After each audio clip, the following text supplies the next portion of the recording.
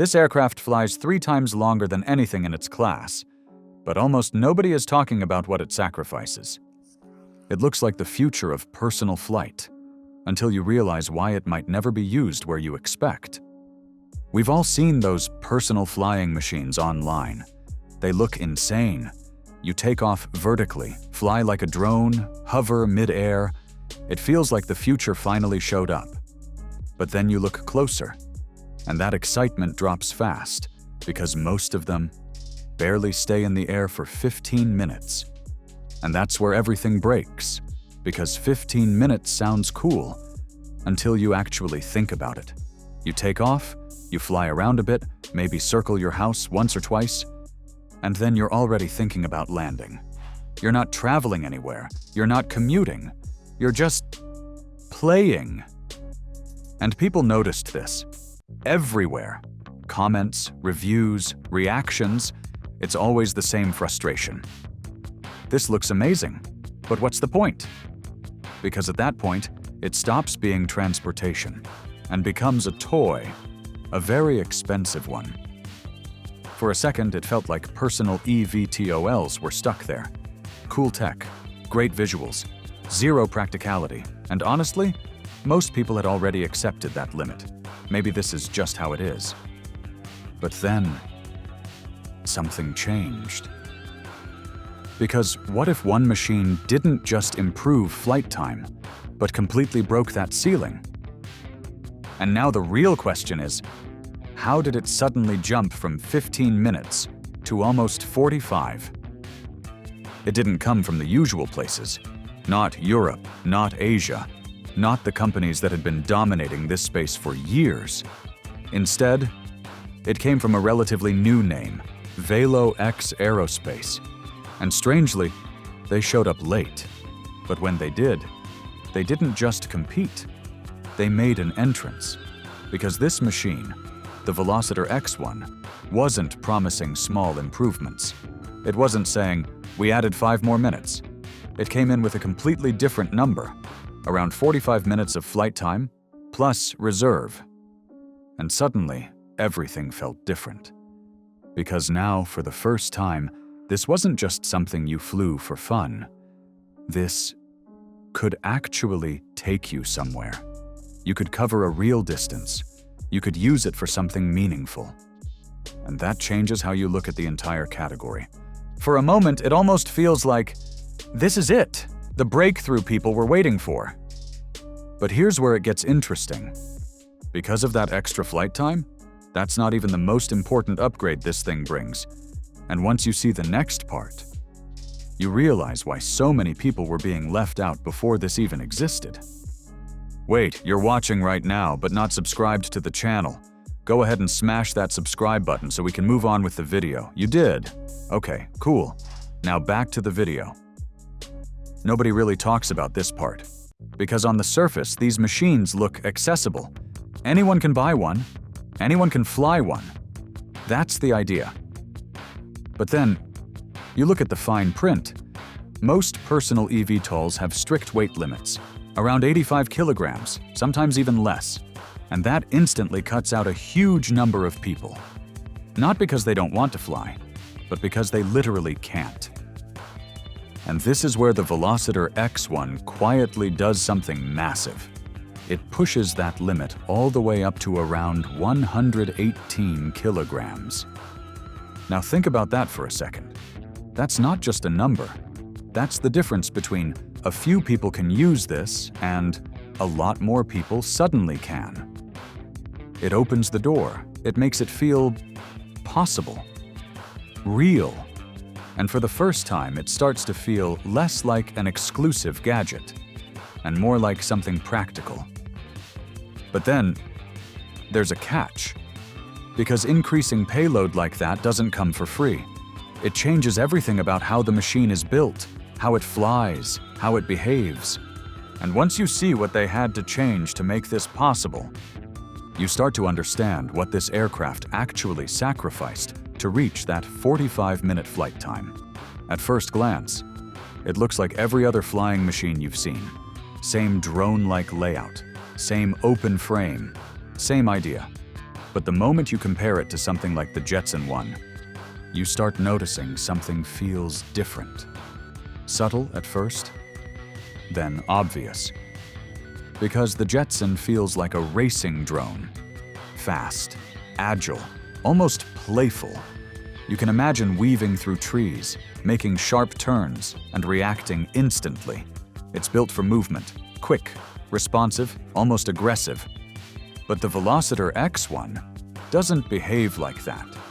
It's bigger, slower, more stable, and honestly, a little less exciting at first glance. It doesn't feel like it wants to dart around. It feels like it wants to stay steady, controlled, predictable, almost like it's saying, "I'm not here to play." And that's the shift, because this wasn't designed for tricks, not for tight maneuvers, not for adrenaline. This thing was built for distance, for staying in the air longer, for going somewhere instead of just flying around. And for a second, it feels like a downgrade, until you realize that stability is exactly what makes everything else possible. Because the real reason behind this design isn't preference, it's physics. And once you understand what they changed next, you'll see why this machine can stay in the air so much longer than everything else. It all comes down to something most people completely ignore: the propellers. Not the motors, not the battery, not even the software, just the size of the blades spinning above you, because the Velocitor X1 uses massive 57-inch propellers. And that might not sound like a big deal until you compare it.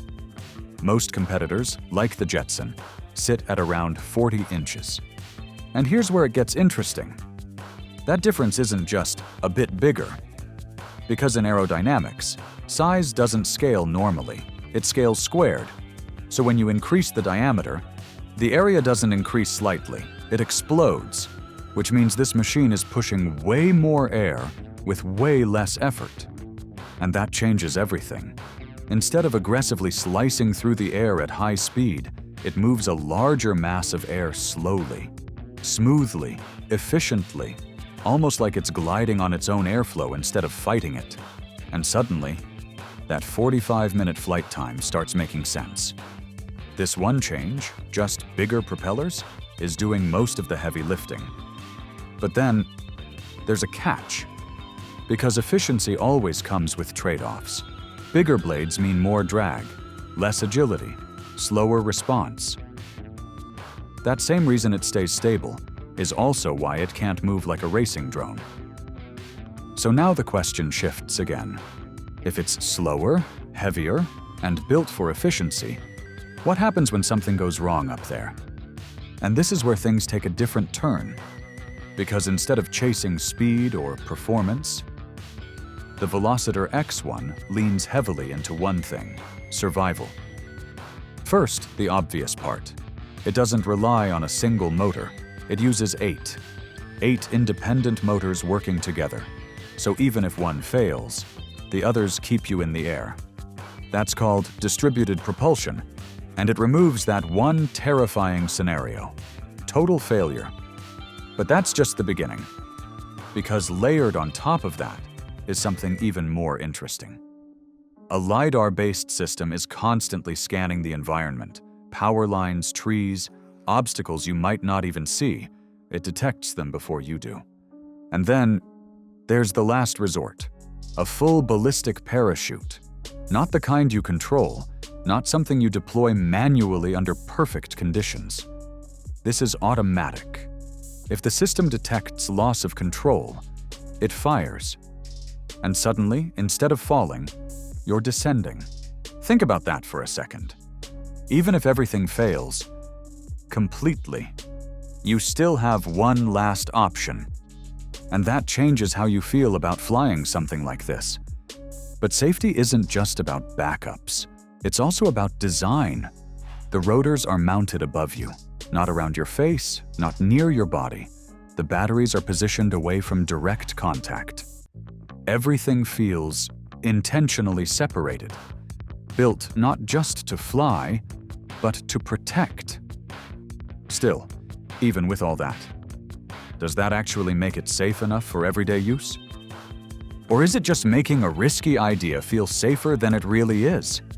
Here's the part that almost feels unreal, because despite everything we just talked about, the complexity, the engineering, the physics, flying this thing isn't supposed to feel complicated at all. In fact, it's the opposite. You don't need to manage every movement like a drone pilot. You don't need to constantly adjust orientation or fight instability. The system handles most of that for you. You push up, it lifts. You release, it holds position. Just like that. There's an auto takeoff, auto landing, GPS locked hovering that keeps you steady even if you let go of the controls. And the controls themselves? Surprisingly simple. A joystick, basic inputs, nothing overwhelming. The idea is clear. If you can handle something like a bike, a snowmobile, or even a basic vehicle, you can learn this. And for a moment, it feels like we've finally reached that point, where flying becomes normal, accessible, something anyone can do. But then, reality steps in. Because just because it's easy to fly, doesn't mean you're actually allowed to use it the way you think. And that's where things start to change again. For a moment, it really feels like this could replace everything. Cars, commutes, traffic, just lift off from your driveway and skip the entire mess below. But then, reality hits. Because you're not flying in an empty sky, you're flying in controlled airspace. And that space, it's already full of rules, restrictions, limits you don't see but absolutely exist. This isn't something you can just take over a city, not over highways, not over crowded areas. In fact, machines like this are expected to fall under experimental or restricted categories, meaning where you can fly is tightly controlled, and suddenly, that dream changes. You're not commuting to work with this, not flying over traffic every morning. At least, not anytime soon. So, where does it actually make sense? Out in the open, rural land, ranches, remote terrain where space isn't a problem and regulations are easier to manage. Places where covering distance quickly actually matters. Imagine this. You've got 1,000 acres of land. Normally, that's hours of driving. Bumpy roads, dust, time wasted. Now, it's minutes. And that's where this thing shines. Not in cities, not in crowded airspace, but in places where the sky is still empty. So if it's not for cities, who is it really for? And more importantly, how many people actually fit into that category? And this is where things take a harder turn, because up until now, everything felt like progress. Longer flight time, higher payload, better safety, easier controls. But then you hit one number, and everything changes. Around 227 kilograms. That's the empty weight of the Velocitor X1.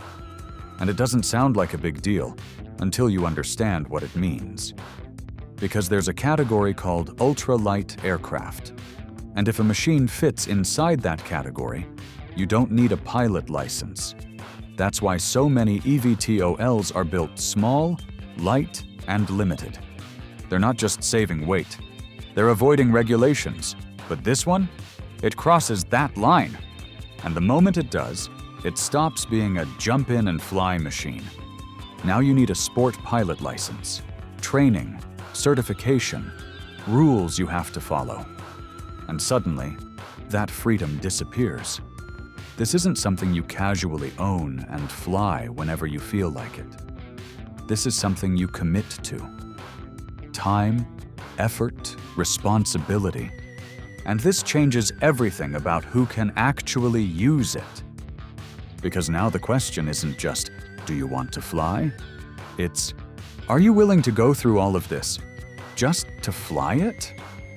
And that's a much smaller group of people. And then, there's the final piece, the one that really forces you to stop and think. Because even if you're okay with the rules, the training, the limitations, you still have to face the cost.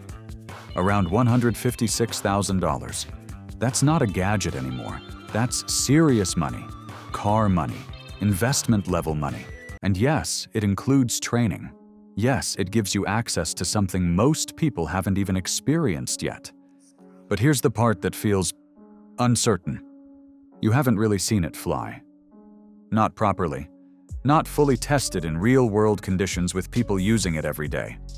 Most of what exists right now is still early-stage testing. Prototypes, controlled flights. And that creates a strange situation. Because you're not just buying a machine, you're buying into an idea, a future that's still being built. So now the question changes one last time. Not, is it impressive? Because it is. Not, does it work? Because it probably does. But, is it worth the risk? 45 minutes of flight time sounds revolutionary. And in many ways, it is. But when you step back, you start to see the trade-offs, the limits, the reality behind the dream. So now it comes down to you. Is this the future of personal flight? Or just another step toward it? And honestly, would you fly it?